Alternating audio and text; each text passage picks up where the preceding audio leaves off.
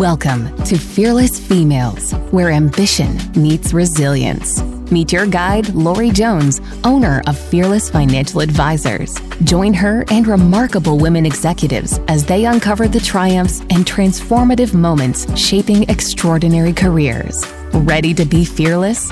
Let the journey begin. Good morning. Thank you so much for joining us here again on Fearless Females. I am so excited for all you listeners. If you don't mind, I heard someone else. I watch a lot of podcasts, listen to a lot of podcasts, and someone else said, hey, if you think this podcast has been inspiring or helpful, if you don't mind giving me a 5-star review. And she goes on and she's like, if it's less than 5 stars, just go about your day. But I don't know exactly what the reviews do, but I think they're good things. So if you have the chance to go give one of these podcasts that you've listened to a great review, I would appreciate it. So today we're on with Tina Huggins, and my favorite part of listening to her episode and listening to her journey is that she's done so many things that I didn't even know. And she, after, we wrapped up and kind of got finished, she's like, yeah, I didn't even tell you about like being an emergency room rescuer, or she said, I just had a lot of chances in a small town to really be involved in a lot of different things. So she's a firefighter. She was a martial arts person. She worked with law enforcement and helped to rehome battered and abused women. It's just really interesting the things that she's done over her lifetime and the value of the experience that she brings. But the part that I liked the most was at the very end when I was asking for her advice for young women. And she said, don't let anyone tell you what you can or can't do. And I love that advice across the board, because I really don't like, honestly, I'll be really honest with you. I really don't like people telling me what I should do or what I can do. And I really think that it's important that you decide where you're going to put your energy and your time, and don't let other people tell you that you're not allowed to do something. I think that all those women that came before us, they maybe didn't listen as much to people who told them they couldn't do something or they couldn't be something. And they took the chance and they turned into lawyers and doctors and CEOs. And so I really like that advice. Don't let people tell you what you should be or what you can be, or more importantly, what you can't be. Let's get started with Tina Huggins.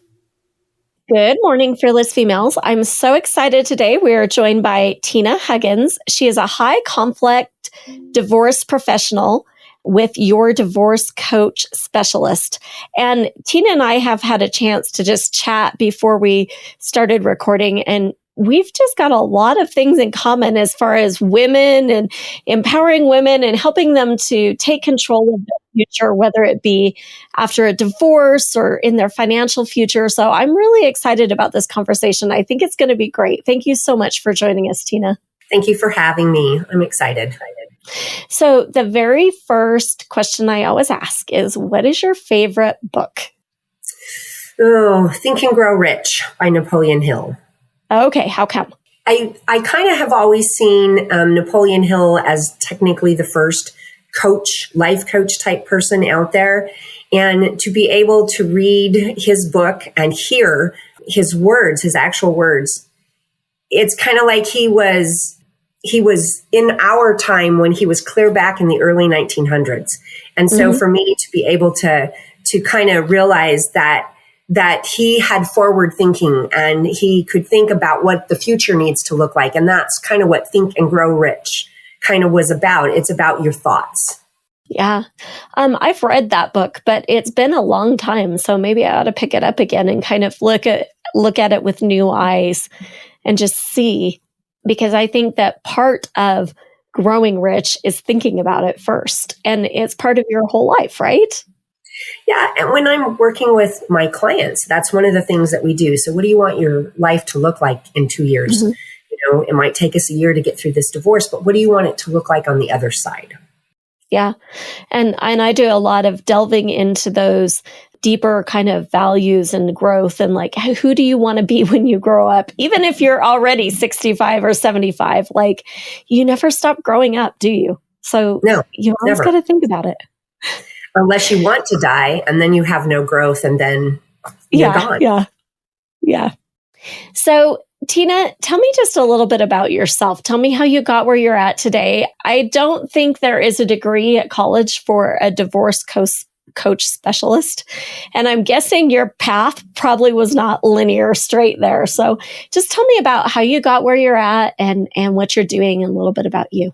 Years back as a teenager, I was helping people. Specifically back then, it was the people that didn't feel good about themselves. They had suicidal ideations. And then fast forward, I ended up in law enforcement, kind of helping people. And I was a martial artist. So I was helping women and children get out of abusive homes, literally putting my physical body between the abused and the abuser at times, kind of helping them work through things so that we could get the women and the children out safely. And then fast forward again, my father was involved in a very serious relationship where he'd been shot at a few times. And then the last time I ended up pulling him out of the hospital after she drove over him with a dually pickup truck. And within that time frame, I was in an abusive relationship where I ended up with a broken hand, separated ribs, and eventually a dislocated leg, which is when I realized I needed to get out of that situation. And then fast forward yet again, I met the man of my dreams. And I met him 15 years after I had divorced my first husband. And I ended up helping on his divorce situation. He had been going through a divorce at the time I met him for 2 years. And going through that, I had already in my coaching career helped people divorce on a minor side. And in the middle of this divorce that took him 7 years, $300,000 just on his side to pay for his attorney, I realized that this attorney didn't know some of the things that I knew and wasn't doing some of the things that needed to be done. And there was just random expenditures that didn't need to be made. So I decided there had to be a different way to do this. So I went out and found certifications in divorce coaching, high conflict. I actually hold a life coaching training certificate that I've gone through, and then my divorce coaching certificate, transition and recovery from divorce, conflictual co-parenting, and then I'm a restorative family mediator, and packing all of that together. And then I'm currently finishing up 2 courses on high conflict and communication so that I can get the certification of the high conflict divorce coach from that specific school. And putting all of those specifically with a restorative family mediator helps me to be able to help my clients set boundaries, hold their ground, learn how to hold the boundaries, communicate with their possible ex or soon to be ex and their attorney. All of that can save them thousands of dollars if we follow the path forward and get everything preset before we even bring on the attorney. Mm. So you get them, you're like a pre-coach for that kind of space. In that part, if they can come to me beforehand, that's when we can save them the very most amount of money right there in the very beginning, because we do everything together before we get the attorney, and we don't have to pay the attorney to do that. And right there is close to $5,000 in some divorces, that initial part where they have to gather and put everything together. We do that. So we're able to save that amount in the very beginning. And then I help them all the way through into their healing side on the other side of the divorce. So you said that you were working with kind of women trying to get them out of homes or abusive relationships. Is that what you went to school for? Or did you tell me about the early years? What did you want to be? That's not what I went to school for. What I had originally gone to school for was in natural medicine. And the law enforcement was helping me go through that kind of stuff. And I just realized, I was a martial artist, like I had said before, and I ended up teaching self-defense in battered women's shelter. And that part right there helped me to see that level of abuse and see that those people needed help. And in that specific situation, they were only women. And I know that this podcast goes out to women. And I actually have helped a lot of men go through this because the men don't have what we women do. But my training in the martial arts is what helped me in the law enforcement. Mm-hmm. What caused you to change your direction? Like with the law enforcement, you were finished with your schooling, so you just moved on, or? Well, it had to do with physically moving away from the hometown where I had left my husband and things like that, just moving on in my life. And I kept in the natural medicine because I'm able to use what I had learned in the natural medicine because it was mind-body medicine. And so, so when we have all these stressful things and we don't talk about them, they're going to store inside our body. And that storing inside our body is eventually going to cause either joint pains, heart attacks, strokes. Those things, those problems that we've dealt with need to come out.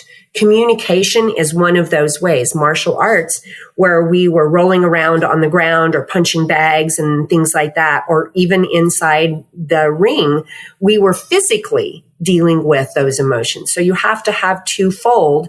And so one of the things that I do with my clients is we talk about those things, right? That's the emotional side. So Tina, tell me about the best investment as you've kind of gone through your journey in your professional life and all these different changes and stuff. Is there an investment that you've made in yourself that was it was something that you were like, oh my goodness, I just would not be who I am today without doing this?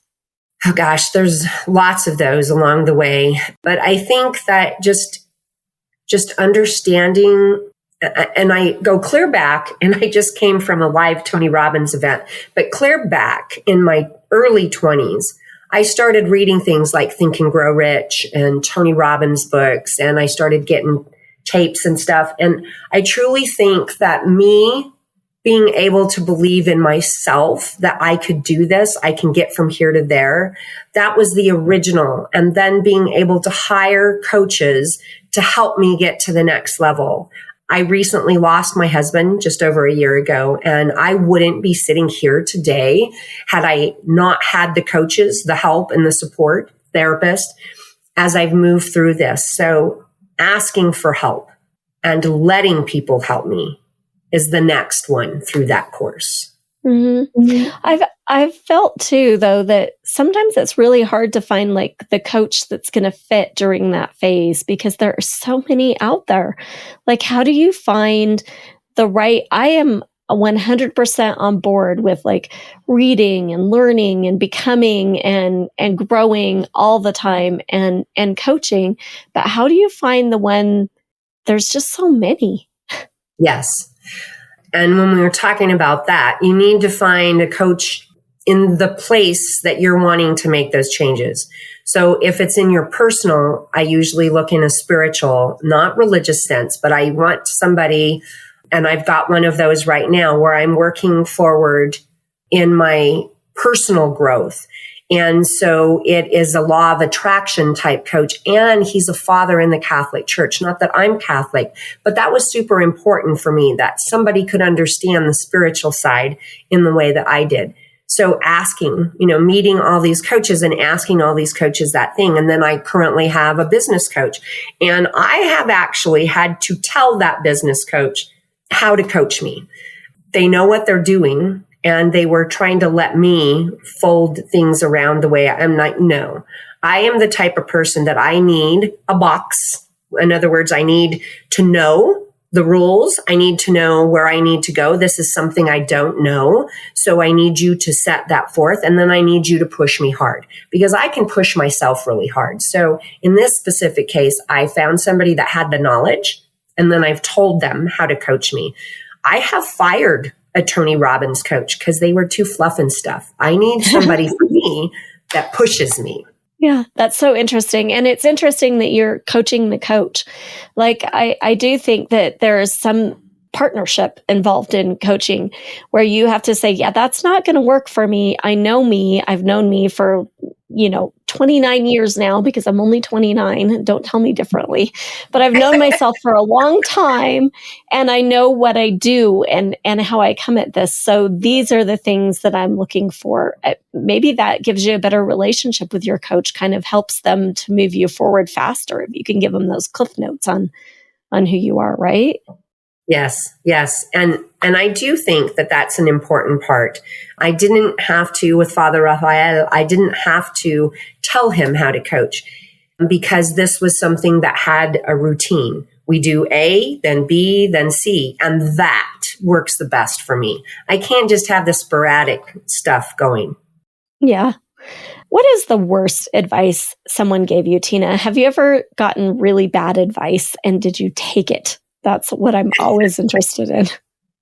So yes, early on in my divorce coaching, because back when I was working, everything was in person. And then COVID came and everything went virtual and Zoom became a mainstay in our homes, right? And so I needed to know how to work in the virtual world. And one of the coaches whom is still in my life told me that I needed to come across as an attorney. Well, I knew that wasn't going to work. And it wasn't in the way I'm trained, that we're not attorneys. I can't give you legal advice, but he wanted me to come across that way when I was advertising, so to speak. And that I did it. I knew it wasn't going to work, or at least I was pretty sure it wasn't going to work. And I did it. And I'm really super glad I did it because it got me outside of my comfort zone, which was necessary to get me to go, okay, I think this one's going to work. So I'm going to try it, plug my nose and take a dive. So even though it didn't work, and it was really bad advice, it made me look kind of not so great in front of the people that I was working with. It just taught me so much. And so I'm really glad that I took that bad advice and know what it did and how it did and what I need to do moving forward. I think that's really interesting about bad advice because sometimes you can't learn unless you do the wrong thing first, right? And those for those of us that are perfectionists, which is me, I am a perfectionist. I am bad at it. And I know it keeps me back sometimes because it's hard for me to try if I'm going to look stupid or if I'm going to fall flat on my face, right? And it's hard for me to try if I think I might fail, but that's where the growth comes, isn't it?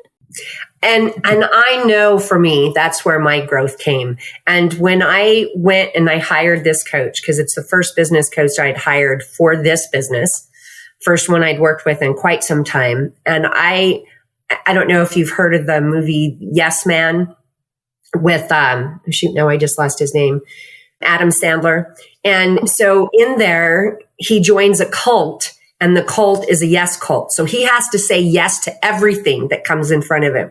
And I thought, as I hired this coach, I am going to be the yes man. I'm just going to plug my nose and do it. No matter what, I'm going to do it. Had I not done that, like I said, I wouldn't have gotten outside of my comfort zone enough to be able to take the extra trainings that I need, to be as good as I need, to speak up about the abuse. It just was a game changer for me. Yeah. That's true. And it is hard to get out of our own way sometimes and to try new things. And that's where coaching really does come in handy a lot of times, where they push you a little bit further than you're comfortable being pushed, but that's the growth zone. Right. Definitely. What about, I'm not going to say regrets, but maybe a do-over? Is there a situation that you can kind of look back on and you're like, oh my gosh, if I had a do-over there, I would do it so much differently now that I know what I've learned. Yeah, I have a lot of those. Yeah, and there are a lot of them. And I am one of these people, I don't tend to look back because when I do, I come from a farm. And so this was the thing. When you look back for too long and you're plowing your field, then you're going to end up going the wrong direction. And so when I glance back at the past things that I've done, most of them just like making that big mistake with coming across as an attorney. I wouldn't be who I am without them. But that question is kind of the first thing that comes to mind as you ask it. Is just recently, you know, with my husband's death, I moved here to South Carolina to be close to my youngest son. And because of the grief that I was going through, there was just so many things that I did during that time frame that I'm kind of looking back and going, phew, I wished I hadn't have done that. I wished I hadn't have said that. I wished I hadn't have engaged in the conversation type thing. Not that that's not who I am and what I wouldn't do probably all over again if I had to do it. But of those things that have happened here in the last year, there's just a section inside there that I was like, yeah, maybe that wasn't really good for me. Maybe you weren't at your best self during that time. Is that, yeah? Exactly. Well, and part of it has to do with drinking alcohol. I am not a huge, let me rephrase that. I was not a huge drinker of alcohol until my husband died. And during that last year, I drank more alcohol in that 1 year than I had all the years prior put together. And it was that part that if I could redo that, I would have organized things a little bit different. But I was devoid of human contact for almost 3 months. And that devoid part really had its, you know, I missed people. I missed communication, and all I had was virtual because I was living in a state and in an area that I really had not gotten to know anybody really close. I just didn't fit with those people, wonderful people. I just didn't fit with them. And those that I did, they decided to turn their backs once my husband died. And so you got to do what you think is best at the time. And I was lonely, and the bottom of a bottle was kind of where I leaned. And that was not a healthy choice. Now I'm on the other side of that. I can look at things a whole different way and see that that wasn't good and be able to move and just know that, okay, so that part is done. And I don't have to repeat that. I don't need the alcohol to cope in this situation. I think it's really important too that we realize that we really need that connection, that human connection. I found that that's a theme that keeps coming up over and over again. And it's hard for us to go out to events and find people that we, you know, it's like making new friends in school. Isn't that so hard to do when you're like, I hope somebody sits with me at the lunch table, but there's not even a lunch table to go to. You got to like put yourself in these positions and find this friend group.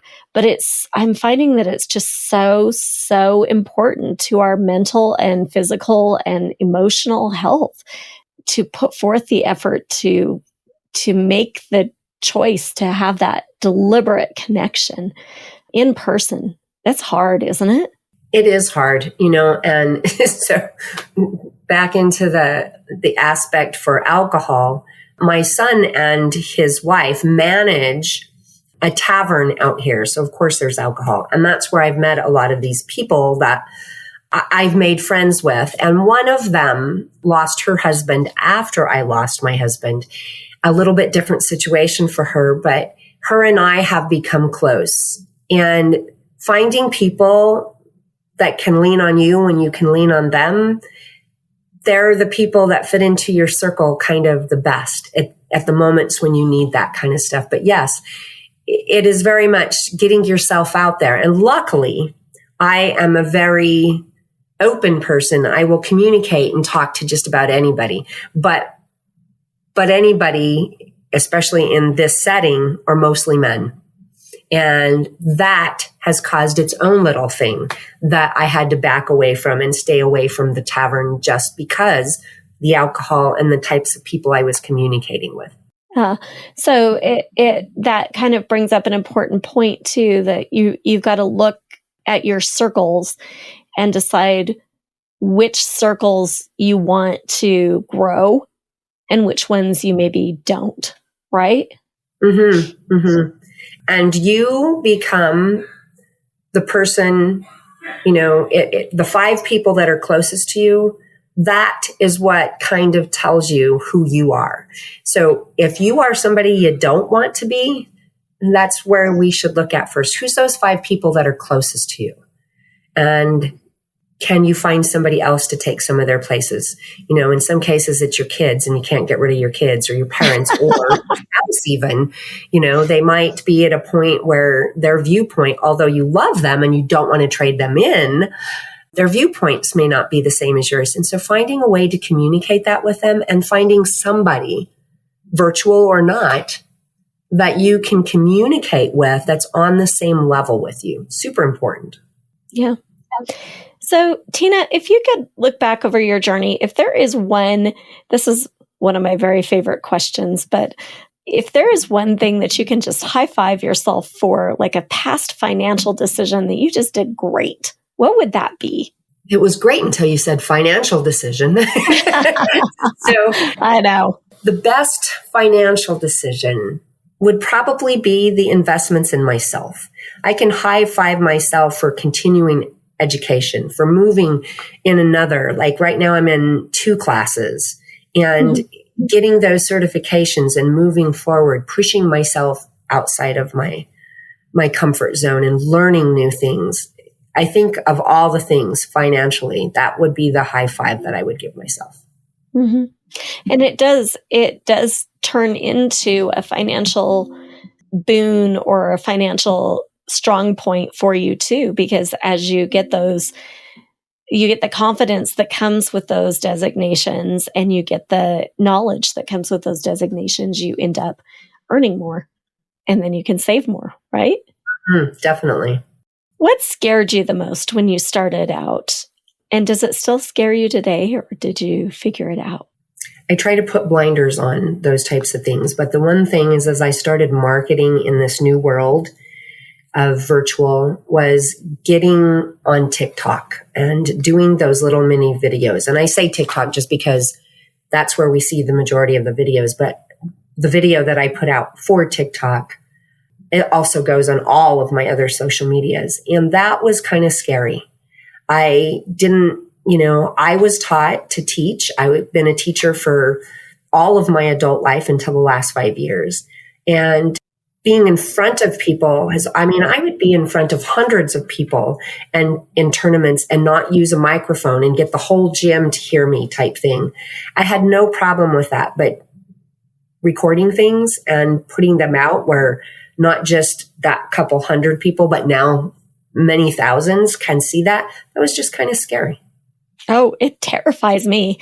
Like TikTok is one of my biggest, scariest things in the whole wide world. And I've been meaning since January to start doing more videos and short form videos. And it's scary. It's scary to me. I don't know how did you get over it? And I teach a little class about this stuff too for Local Business Rising, but you don't get over it until you go through it. So there's no getting over it. You have to go through it. You have to keep doing it over and over and over, to the point that now it's like people will see me out in public. You're the divorce girl. And I'm like, oh my goodness, Well, all right. Well, I'm going to think about that a little while longer. Maybe I'm not quite that fearless yet, but I'm going to get there. I promise. What about any unique challenges because you were a woman as you were going through this journey? I think all of it as a woman is challenging. And for me, I was raised on a farm ranch. So I was raised with the guys. I was really the only girl that was doing all of that stuff with my dad and that type of thing. And then I rodeoed for a little while. And then, I went into the martial arts, and that's a man's world too. And I fought men. I fought men as a child and got my ribs broken, broke their ribs too. So it was always a little bit rougher. I was a firefighter. And one of the things that I can tell you, there's people that say, oh, women can do anything. And I will tell you, we're still the weaker sex. And so for me as a firefighter, I have to realize what I have going for me and use that for my benefit. And so because I was short, and because I couldn't carry the firefighter down the steps the way the big burly men. I figured out ways to do that kind of stuff that nobody else could do. And I would come down with my firefighter, through trainings, and he wouldn't have a bump on him. And they would say, oh, it was comfortable. She cared, it was all of this. And I never picked him up, never had to pick them up. And we get down to the bottom of those stairs, and then I have to hand him over to the other firefighters who now bump him off the tailgate of the ambulance, and they hurt him more than I did all by myself. So those types of things, when you are the smaller person, and my dad was smaller than me even, you just learn how to use your gifts to help you in that world. So as a female, yes, it is kind of difficult. In my realm of people, no. In the divorce arena, no. It's not a place that's just men. In fact, I think there's probably more women in my arena than there are men. So I didn't have to deal with it here. It's everywhere else before I got here. That's really interesting because you did mention like martial arts. I didn't know that you were a firefighter, but that also is a very physical man's world sort of thing. And I grew up on a ranch as well. So I get that is, a lot of guys and cowboys and typically they made me go cook the food while my brothers got to wrangle the cows sort of thing. So. Nope, I refused to do that part. I was inside when we would brand the cows, getting kicked, cussing just like the guys. I literally wanted to be in the mess. I like that. I think that's fun. So what, Tina, is the thing that you are most proud of? To me, that one kind of comes up pretty easy right now in this moment. I'm the most proud of the fact that I got here in South Carolina, that I have a brand new home that I have painted all but one room of. And I did all of this 100% by myself. My sister came out and she packed up my camper, which later on I needed my camper.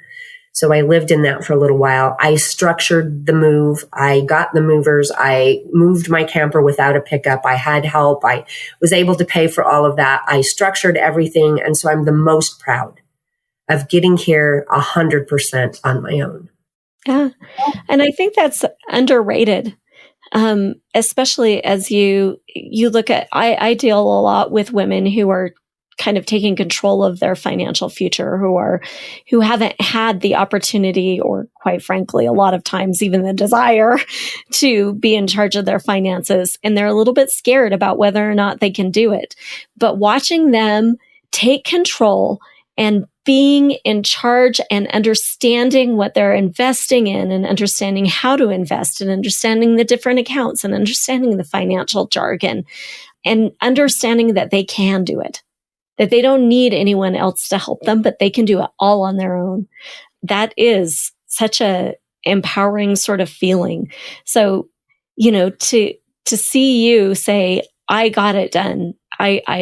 I moved cross country. I made sure that everything was working for me. I bought a new house. I got moved in. I got it all painted. Although I don't know how you would even think that you couldn't after, wrangling cattle and, and all the other things, firefighting and all those other things that you've done through your whole life. But that is a very proud thing to be able to say, I did this. I can do this. I can do it on my own if I have to. And even if I just want to. Mm-hmm. You talk about women not thinking they can take control of their money. I had a client that the husband had always told her how she wasn't good at this kind of stuff. But the one thing that the majority of women have that men don't have is we're organizers. We have to be organized to run a household. We have to be organized to do just about anything that we do. And men, their organization doesn't go out as far as ours. Their organization is usually 3 or 4 steps, and we set things out for 12, 20, 30 steps in the future, right? And when a woman starts to take over, this client specifically, when she started to take over her finances, I just happened to say, well, this is the best organization I have had from any client ever. To the point that we kept getting it more refined. Her attorney asked her if she could teach her paralegals how to do what she did. That's how great that women can do things. It's just getting them outside of that box that they were told they belonged in. Yeah. Yeah. That's really important. I think that's really important to know, is that you're so proud of what you've accomplished. And if you hadn't stepped outside that box that they had put you in, or they told you this is who you are, you wouldn't have been able to accomplish that. So it's learning to take that first fearless step. Is that right? Mm-hmm. Yeah. Taking that first step. That's the hardest step. And then the second step might feel a little hard, but not nearly as hard as that first one. We have to take that first step. Once we take it, everything else gets easier. Yeah. Yeah. And we can do it. We can. Yeah. Any advice for a young lady who's kind of just starting down this path that you're successful at? And it's a long, winding, intricate sort of path, but is there any advice you'd give to her? So yes, one, believe in yourself. Don't let anybody else tell you can't do it. If somebody says you can't, look at the obstacle. There's a way over, around, through, or under it. You can find that obstacle and get it behind you. So you can figure it out. So that's important. Decide somebody who's doing it already. So like in my case, there is a divorce coach who I want to surpass. I have her in my scope. I can see exactly what she's done and I want to surpass her. So she's my mentor. I have gone out and asked for her to mentor me. So I've paid her for this. And to find out how she's doing things, if you can do the things that they're doing that fit in the way that you're doing, great. If something they're doing doesn't feel right, change it. You can do whatever you want to do. Then the next thing is allow people to help you. Ask for those people to help you. And then when the door or window opens, take it. Don't be afraid of the door that's opening in front of you. The more scary it is probably going to be the bigger outcome on the other side. Oh, 100%. I would 100% agree with that. The scarier it feels and the bigger it feels, the more rewards you're going to find on the other side of taking that step and trying that thing. So thank you. Thanks so much, Tina, for spending some time with us and just sharing your story. If I have a young lady who wants to reach out and ask some questions, how does she get in touch with you? Well, they can reach me on my website at CoachTinaLynn@gmail, and that's CoachTinaLynn@gmail.com, or they can actually reach out over the phone at 719-580-6684. Well, perfect. Thank you so much for spending some time with us today. I've really appreciated it. Thank you.